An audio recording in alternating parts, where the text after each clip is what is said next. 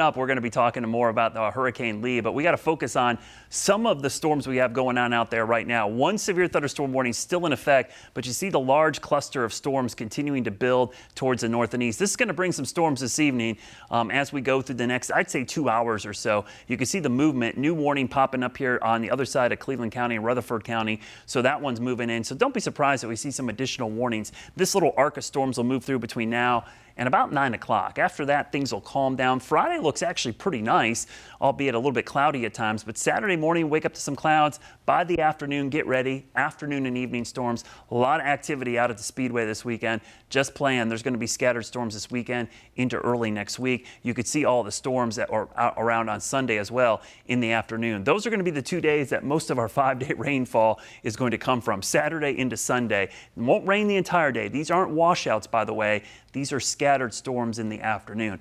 There's Hurricane Lee, just crazy looking to see how quickly this thing spun up from a tropical storm to now a Category 4. It's on its way to possible Category 5 strength. You don't see that very often. The last one obviously was last year with Hurricane Ian when it was briefly a Category 5. 165-mile-per-hour winds, which by the way isn't even close to the record in the Atlantic. You got to get up close to about 200 miles per hour for the strongest hurricanes in the Atlantic. Gilbert for pressure, 888 millibars. There's been some strong ones out there, but Category 5s don't happen very often, and they normally don't maintain that long, but a Category 4 strength for the next 5 days.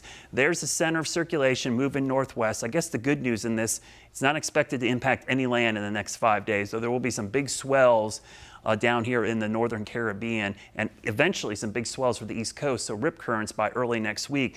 All questions are, what happens after 5 days? Where does this system go? Well, we're going to get a little help tonight. We've got 2 hurricane hunters.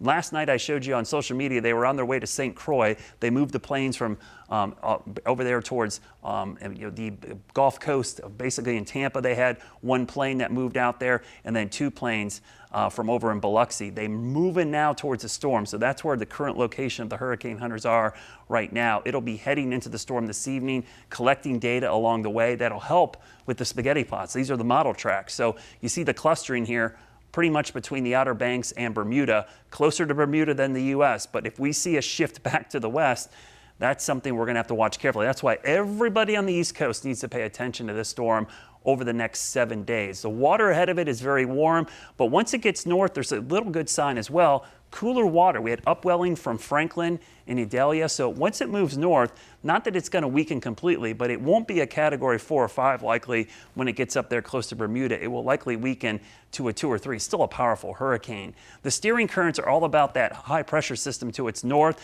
It drives it to the west of Bermuda, but then from there, this is where the questions arise. How strong is the ridge? Does this trough dip down here far enough?